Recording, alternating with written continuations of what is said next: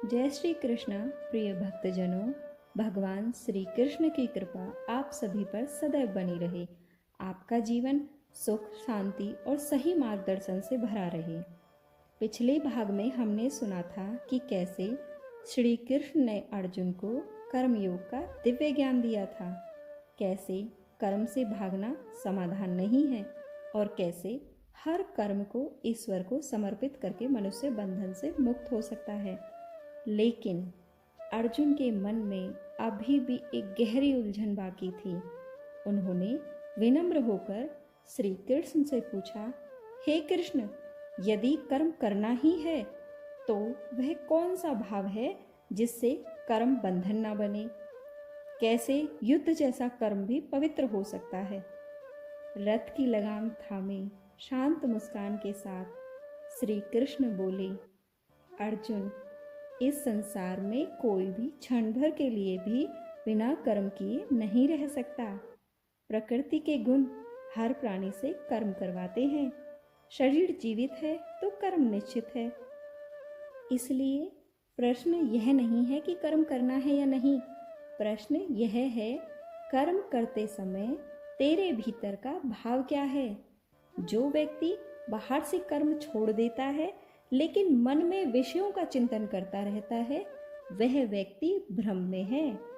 पर जो इंद्रियों को वश में करके कर्तव्य समझकर कर्म करता है, वही सच्चा योगी है। अर्जुन ध्यान मग्न होकर सुन रहे थे। कृष्ण बोले, जब तू कर्म को अपने लिए करता है तो वही कर्म बंधन बन जाता है, और जब वही कर्म तू ईश्वर को समर्पित कर देता है तो वही कर्म साधना बन जाता है। तेरा अधिकार केवल कर्म करने में है अर्जुन, फल पर नहीं। फल की इच्छा ही मनुष्य को चिंता में डालती है। फल की चिंता ही मन को अशांत करती है।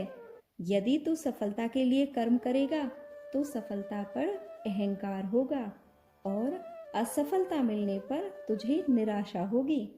लेकिन यदि तू कर्तव्य समझकर कर्म करेगा तो तेरा मन हर परिस्थिति में शांत रहेगा। हवा स्थिर थी, पर ज्ञान की ध्वनि पूरे वातावरण में गूंज रही थी। कृष्ण आगे बोले, हे अर्जुन, ये संसार यज्ञ से चलता है। यज्ञ का अर्थ केवल अग्नि में आहुति देना नहीं है। यज्ञ का अर्थ है अपने स्वार्थ को त्याग कर कर्तव्य के लिए कर्म करना। जो मनुष्य बिना यज्ञ भावना के कर्म करता है वह कर्म के बंधन में बंध जाता है, और जो यज्ञ भावना से कर्म करता है वह मुक्त हो जाता है।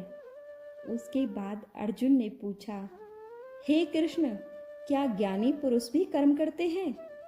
कृष्ण मुस्कुराए और बोले, ज्ञानी भी कर्म करते हैं अर्जुन, क्योंकि संसार श्रेष्ठ पुरुष के आचरण का ही अनुसरण करता है।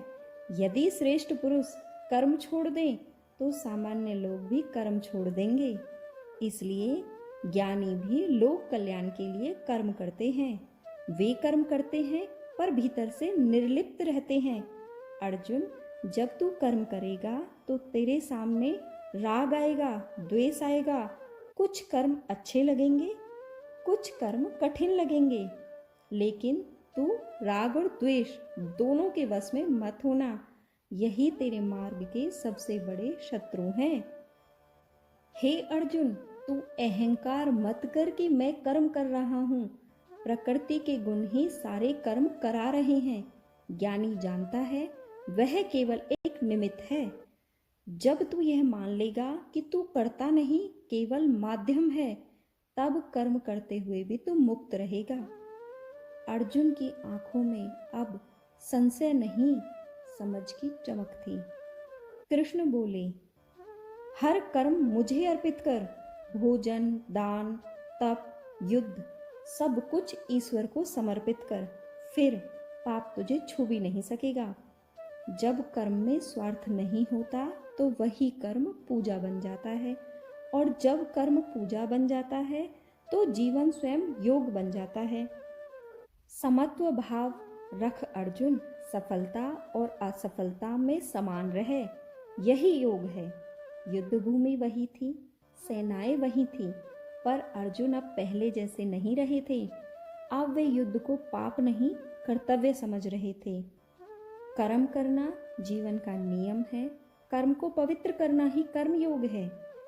फल का त्याग ही शांति का मार्ग है और समत्व ही सच्चा योग है। लेकिन अर्जुन के मन में अभी एक और प्रश्न बाकी था। यदि मन चंचल है तो इस समत्व को शिथिल कैसे रखा जाए, मन को वश में कैसे किया जाए।